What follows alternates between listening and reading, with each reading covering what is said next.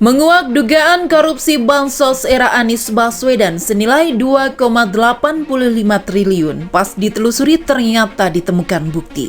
Dikutip dari Populis Jakarta. Yang menarik, laporan investigasi Kurawa sudah ramai di media sosial, khususnya di Twitter, tapi belum ada kantor-kantor berita yang memberitakannya. Portal-portal berita yang biasanya mudah sekali mengutip tweet-tweet untuk kasus dugaan korupsi Bansos era Anies Baswedan ini tidak ada sama sekali. Apakah ada operasi oleh tangan-tangan tersembunyi agar hasil investigasi itu tidak ramai di pemberitaan? Wallahu a'lam. Tapi keanehan ini sangat kentara. Akun Twitter Kurawa selama ini memang dikenal dengan laporan investigatifnya melalui rangkaian tweet atau utas yang ia sebut sebagai sinetweet. Terlihat jelas bahwa bantuan sosial adalah sasaran paling empuk untuk melakukan korupsi. Korupsi bantuan sosial atau bansos adalah bentuk korupsi yang paling bejat. Karena bantuan sosial adalah upaya menangani krisis. Nah, di periode COVID-19 kemarin, terutama saat masa-masa PSBB, banyak rakyat yang kelaparan dan tak bisa membuat dapurnya ngebul. Dalam krisis dan rakyat yang kelaparan, justru korupsi merajalela. Nah, ini yang sedang viral dibahas di media sosial. Ada akun Twitter yang melakukan investigasi kritis terhadap penimbunan bansos di DKI di eranya Anies.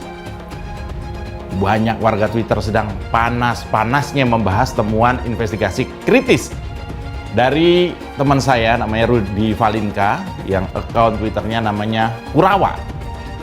Meski kasus ini terjadi dari tahun 2020, tapi sampai hari ini belum ada upaya serius untuk menyelesaikan dugaan korupsi terhadap hampir 3 triliun rupiah uang milik rakyat DKI Jakarta. Bahkan Anies sudah diganti dengan Pak Heru, tapi kasus ini nggak kunjung menemukan titik terang.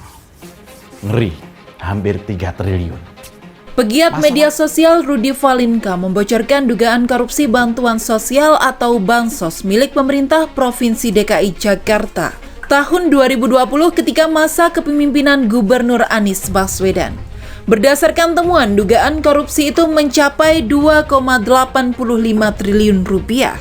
Temuan dugaan korupsi program Bansos Pemprov DKI tahun 2020 senilai 2,85 triliun rupiah.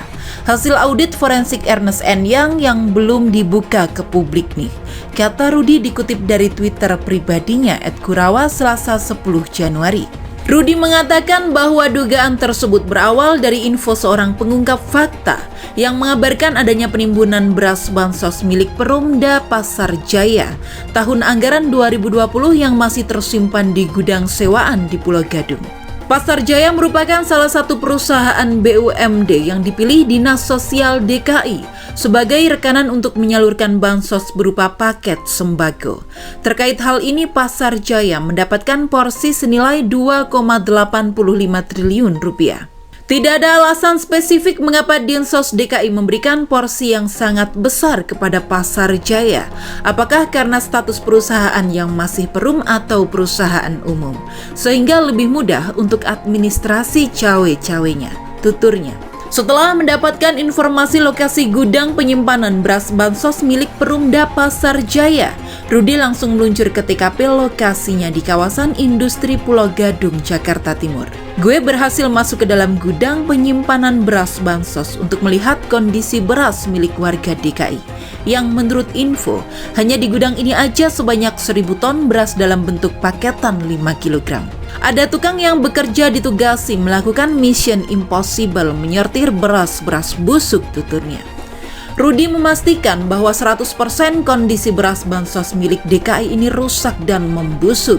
Bahkan menurutnya, beras tersebut sudah tidak layak untuk hewan sekalipun karena terdapat jamur berwarna kuning hingga menghitam. Sesuai dengan mata anggaran Bansos COVID 2020, seharusnya beras-beras ini disalurkan sepenuhnya kepada warga DKI di tahun 2020 sampai dengan 2021.